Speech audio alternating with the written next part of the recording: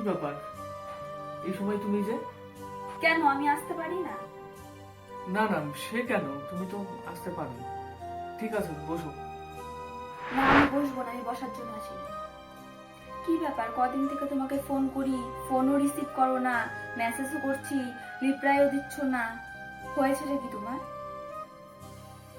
আসলে এমনি কিছু হয়নি। কয়েকদিন থেকে আমার মনটাও ভালো নেই, এই জন্য ফোনটাও ধরি না, মেসেজের রিপ্লাই দিতে ইচ্ছে করে না। তাছাড়া বাইরেও বেরোই,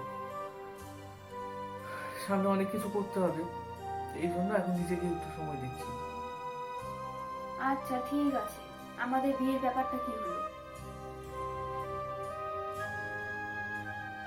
ভুলে যাও আমাকে। আমার পক্ষে তোমাকে বিয়ে করা সম্ভব না। কি কাপুরুষের মতো কথা বলছো তুমি? আমি একটা মেয়ে হয়ে তোমাকে বিয়ে করতে চাইছি আর তুমি পালিয়ে যাচ্ছ। আগে রেগে যাও না, একটু ভালো করে আমার পরিস্থিতিটা বোঝার চেষ্টা করো, তারপর তুমি তোমার কথা বলো। একটা কথা তুমি ভেবে দেখো যে তুমি একজন সরকারি স্কুলের শিক্ষিকা, আর সেইখানটায় আমি এখন বেকার বসে আছি। তো আমি কি করে তোমায় বিয়ে করি বলো? আর তার সাথে তোমার বাড়ি থেকেও তো সম্পর্কটা মেনে নিচ্ছে না যে আমি তোমাকে বিয়ে করব। আর আমি তোমাকে বিয়ে করবে এনেই বা আমি তোমাকে কি খাওয়াবো? আমি বাড়ি ছেড়ে আরেক জায়গায় মেসে পড়ে আছি, এখানে আমি কোন রকমের টিউশন পড়িয়ে আমি নিজেই চলছি। আমি তোমাকে কি করে চালাবো বলো? ঠিক আছে, তুমি চাকরি করো না তাই কি হয়েছে, আমি তো চাকরি করি, এতেই সংসার দিব্যি চলে যাবে। এমন তো না যে তুমি কিছুই রোজগার করো না, কিছু তো করো।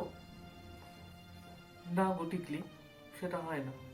আজকে এটা কেউ মেনে নেবে না, না সমাজ মানবে, না তোমার বাড়ির লোক মানবে, না আমার পরিবার থেকেও মেনে নেবে। এমন কি কোথাও বলা আছে যে ছেলেদেরকেই সংসারের দায়িত্ব কাঁধে নিতে হবে? তাছাড়া তুমি তো আর বসে থাকবে না, তুমিও তো চেষ্টা করছো। তুমি তো আমার থেকে আর উচ্চ শিক্ষিত, হয়তো তোমার জন্য আরো ভালো কিছু অপেক্ষা করছে। প্লিজ তুমি এরকম পাগলামো করো না, তুমি বিয়েতে মত দাও।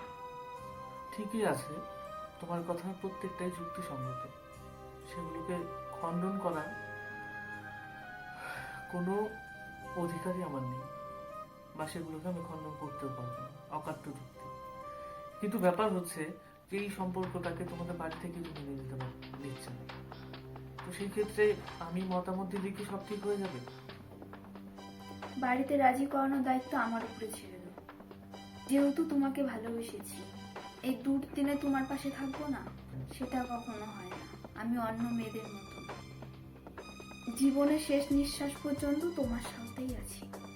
সবই ঠিক আছে, আরেকবার তুমি একবার ভেবে নাও যে তুমি কি করবে। এটা যেহেতু সারা জীবনের সিদ্ধান্ত, তুমি এভাবে একজন বেকার মানুষের সাথে কাটাতে পারবে কি পারবে না সেটা কিন্তু তুমি একবার ভেবে নিও। আমার ভাবা হয়ে গেছে, প্রয়োজন হলে আজই বিয়ে করে নেব।